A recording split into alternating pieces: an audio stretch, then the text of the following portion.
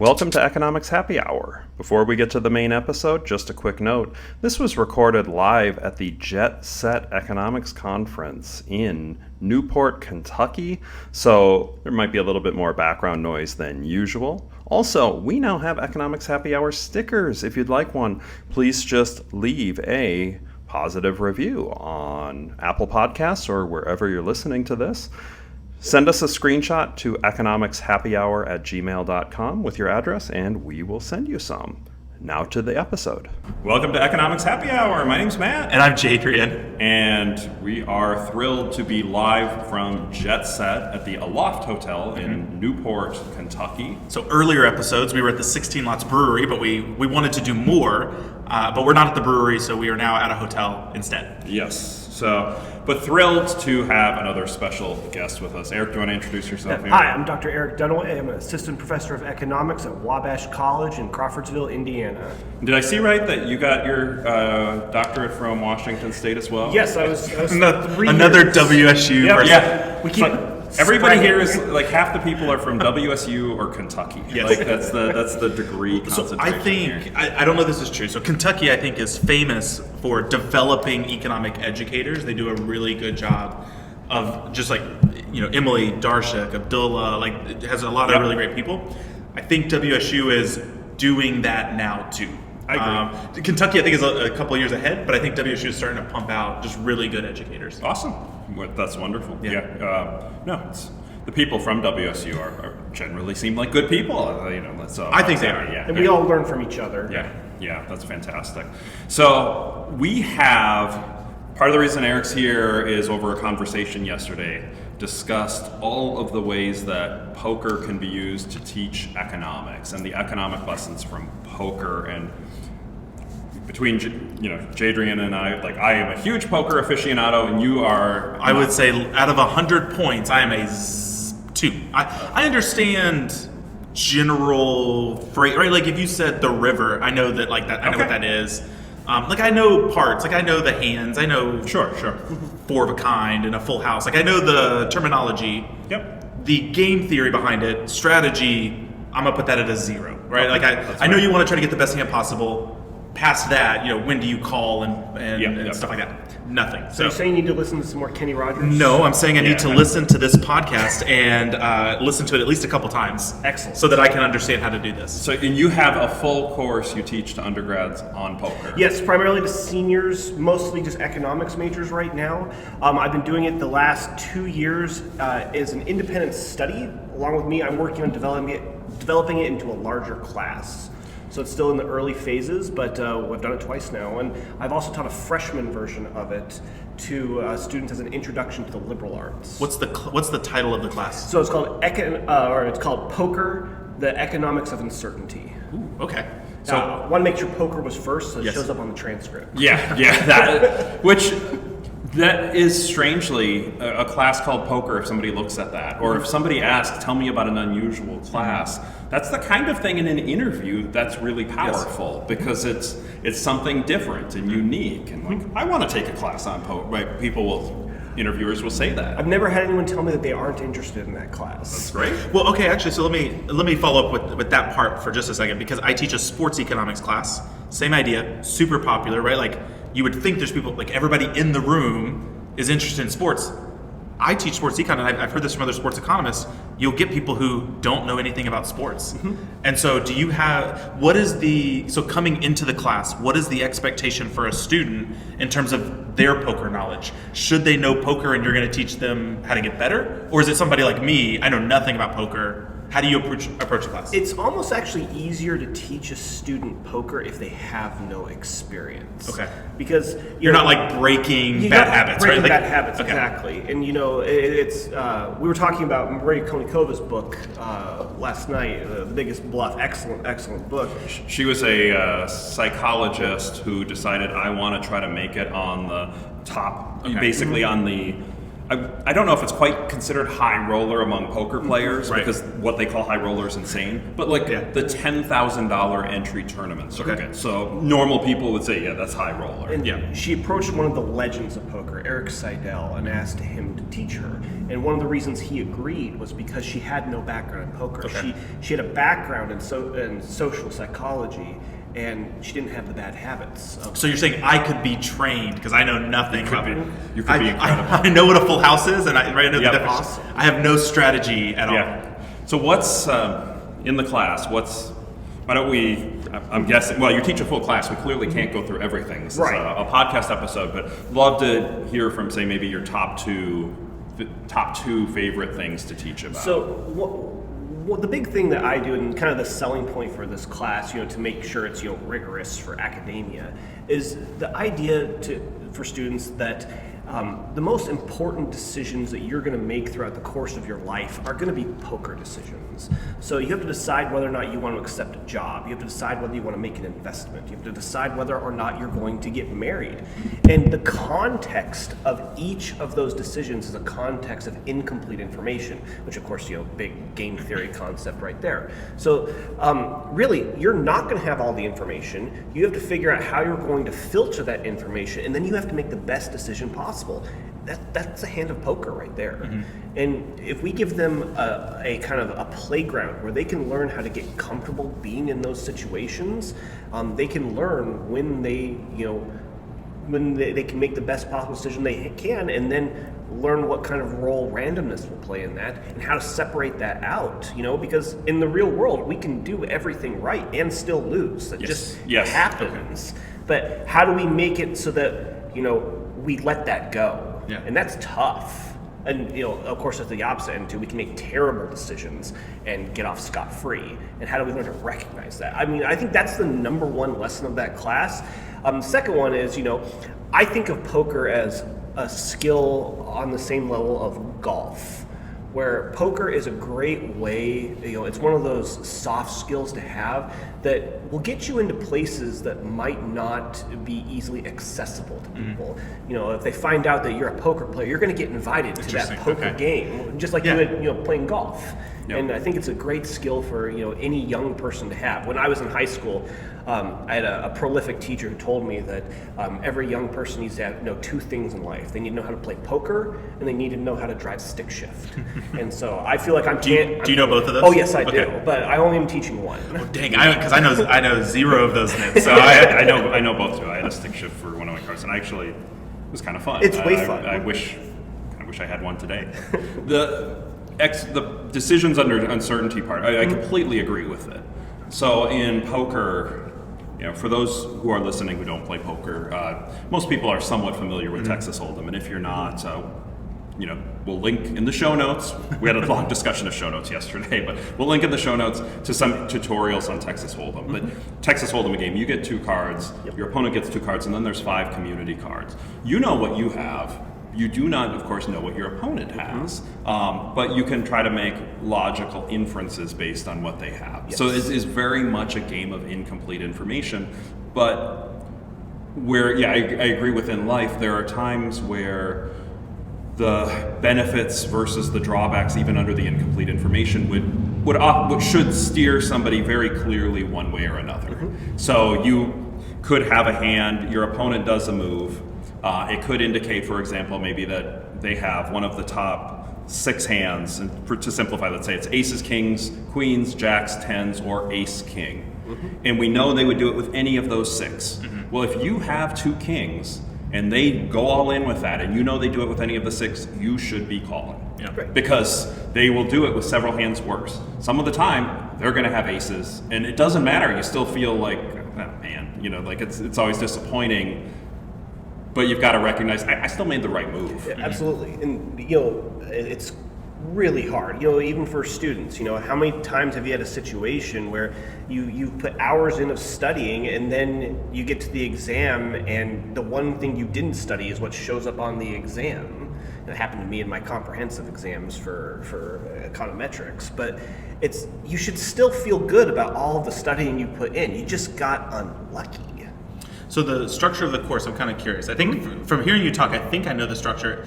is it generally that each week you're covering a different economic concept and then thinking about how that concept applies to poker? So I think about like, as you're going through that sunk cost, right? Is there like a week on sunk cost of thinking about what's the right way to respond to, you think you have a good hand, you called the first round, but like now you think it's bad. We're going to kind of transition as their skills develop. A core aspect of the course is actually playing. Right. Because I tell them on day one, I cannot turn you into a poker expert in 14 weeks. It's just not possible.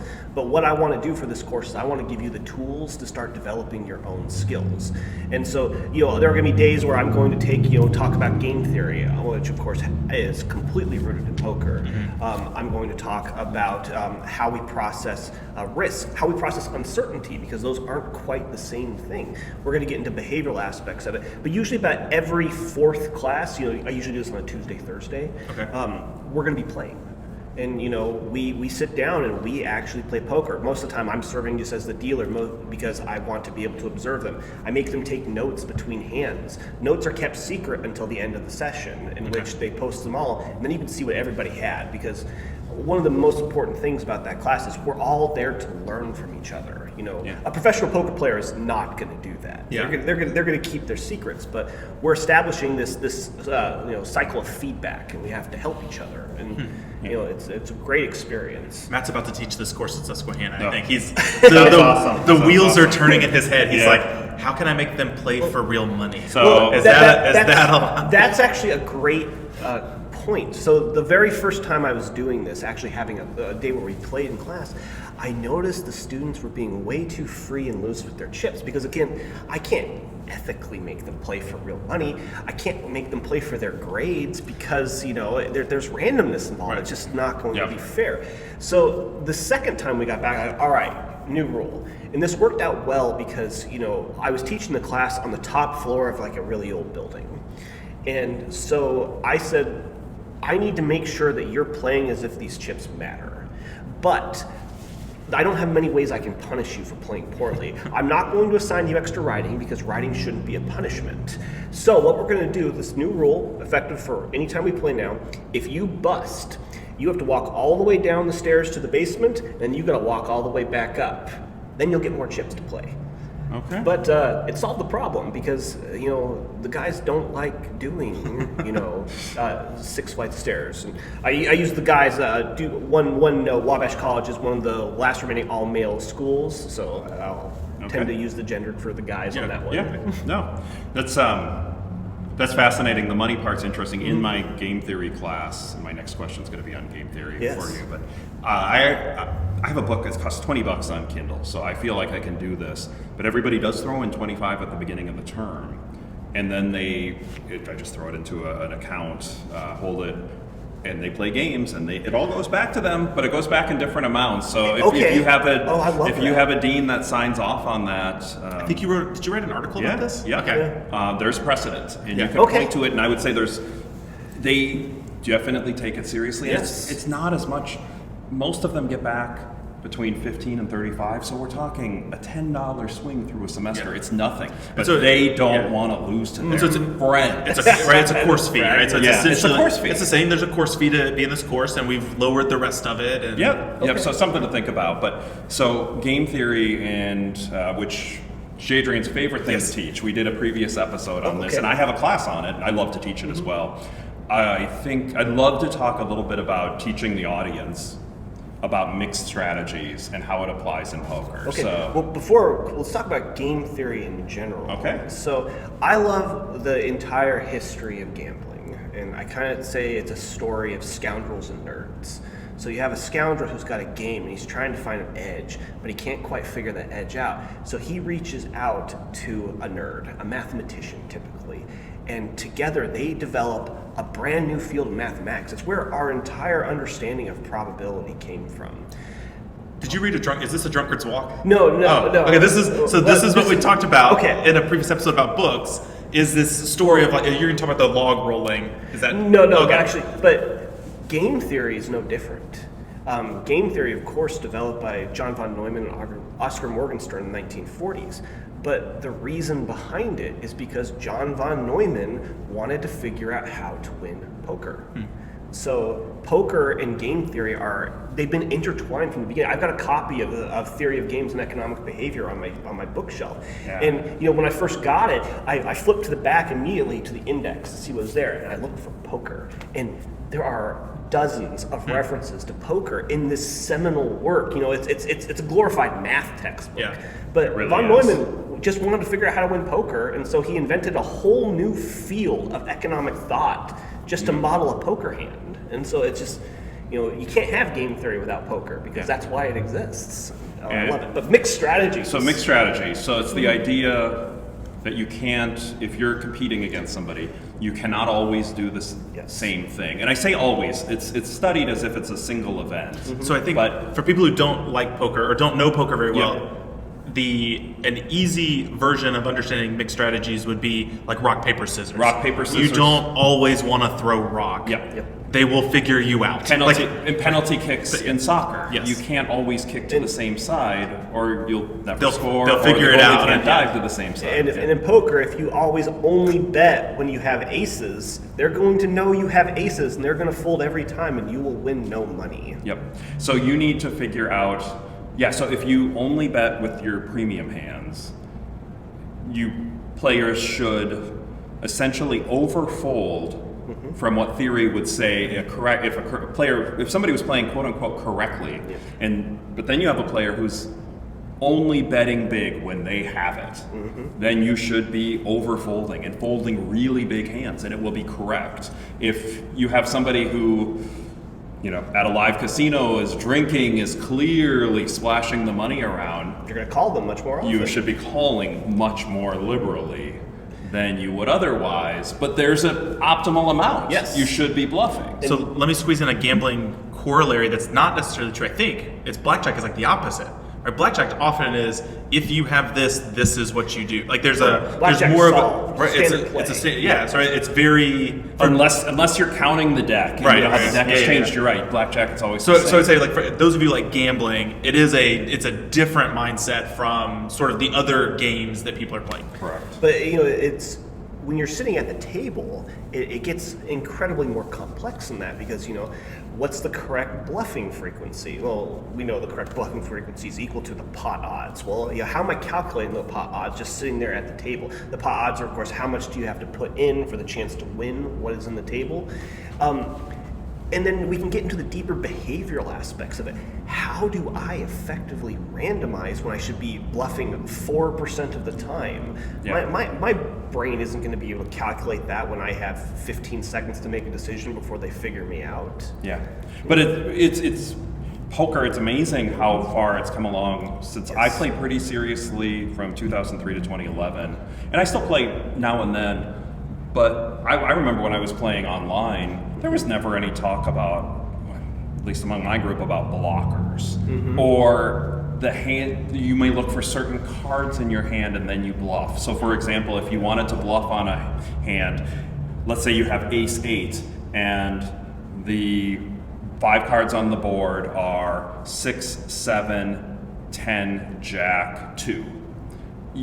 Ace 8 might be a good candidate because you have an 8. It's less likely that somebody has the 2.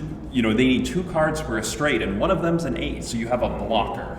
And that's often how. So people who take poker really seriously will start to think through.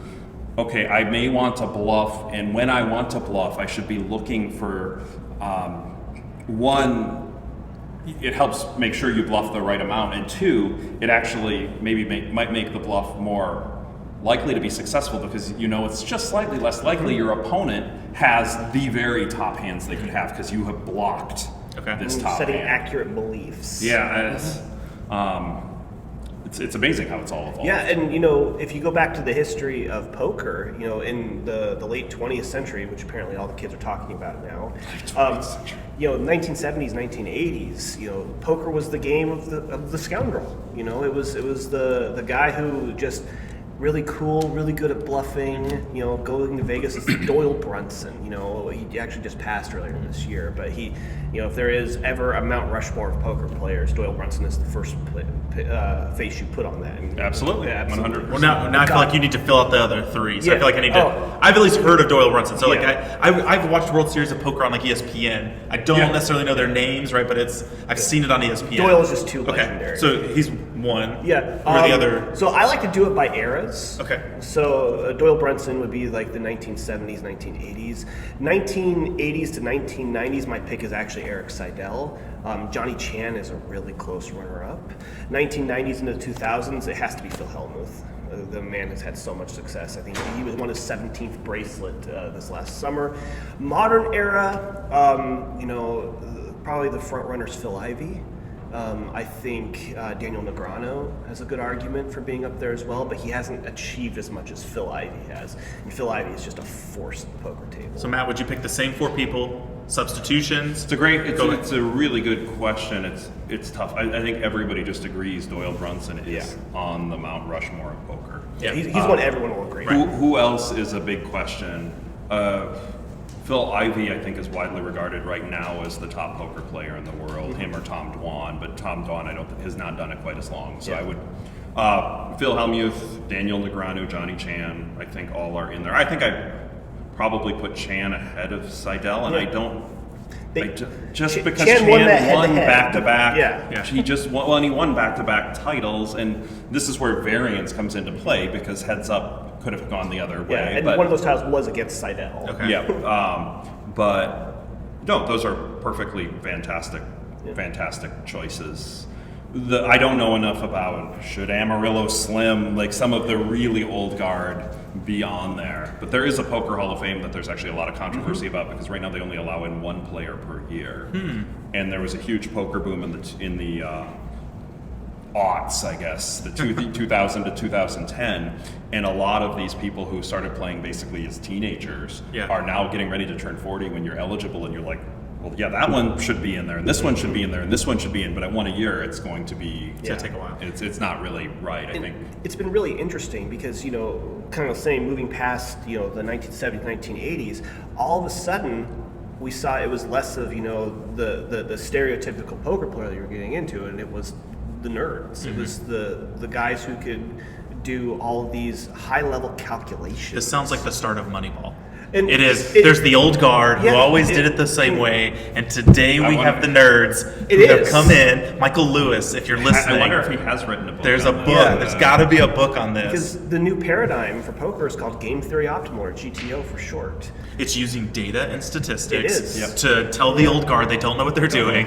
And it's working. It is a Michael Lewis story. Here you go. The Michael Lewis story writes itself. Yep. Yeah, and the new Bible. We were talking about books last night. I start my students with David Sklansky's work, The Theory of Poker, and it's a fantastic book, but it's definitely written in the 1980s.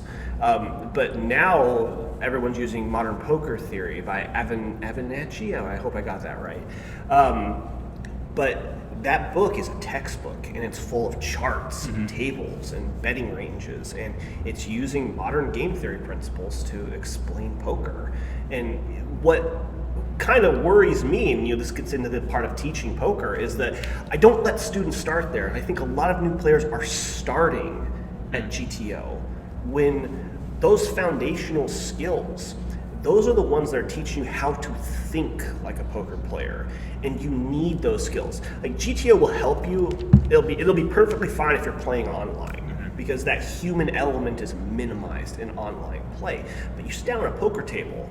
You've got to be able to handle the pressure. You have to be able to handle the noise and the lights, and you have to make sure you're only giving away the information you want to give away, and that takes training. And you can't learn that by studying GTO. And the other thing is nobody really, it's so complicated, even for Texas Hold'em, which is a simple game, nobody really plays Game Theory Optimal. Yes, and that's the other problem. So I was watching the championships last December. It was Poker Go championships, and it was the final table, and the chip leader, he gets dealt, I think, ace jack offsuit. And it's a marginal hand. If your head's up, it's a great hand.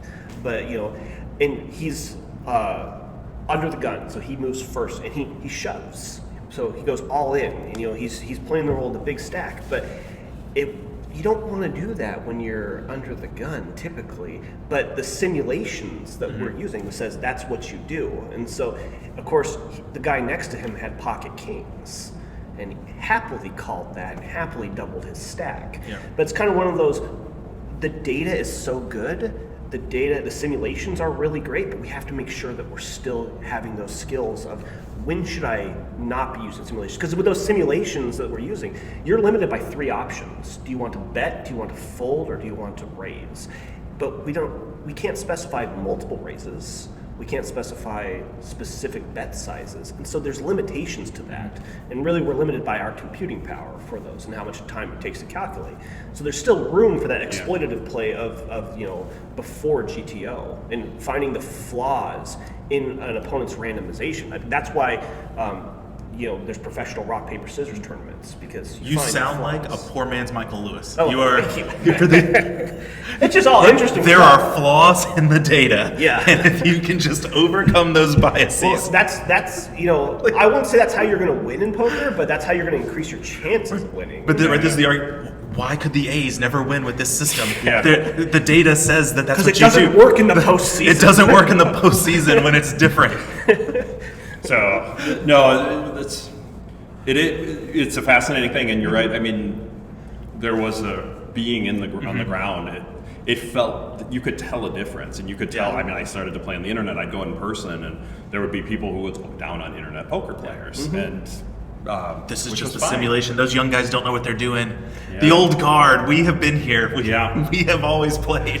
Yeah, but well, I know that we like to close each episode by talking about pop culture reference. And before the show, you mentioned that you had one that was very relevant. Pop culture and economics. We can argue about whether it's the greatest poker movie of all time, but I'm gonna throw it out there. It has to be Rounders. It has to be Rounders. Have you seen Rounders? I have not seen Rounders. You have to watch I was going to cheap out and say 21 just because blackjack. It's a blackjack, but I'm going with gambling, right? I don't know poker. Yeah. So I'll say on the gambling side, my recommendation was going to be 21. Okay. Really enjoyed it. I know it's not necessarily a popular culture. It's pop culture, but it's not popular as a gambling movie. I know there's a lot of things going on. But Rounders, of course, Matt Damon plays the main character. He's a law student who is also, plays in these underground poker games, and it's his journey with that. But one of the reasons why I love Rounders the most is we have to think about who is the real hero of Rounders.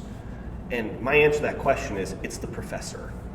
It's the professor who gives him solid advice, encourages him when he's thinking that law school may not be right for him, encourages him to chase what he truly loves, and then, he does actually front him for the final game. I tell my students, I will encourage you, I'll help you figure out the right major for you, but I will not give you $10,000 to play a probably illegal poker game in Boston.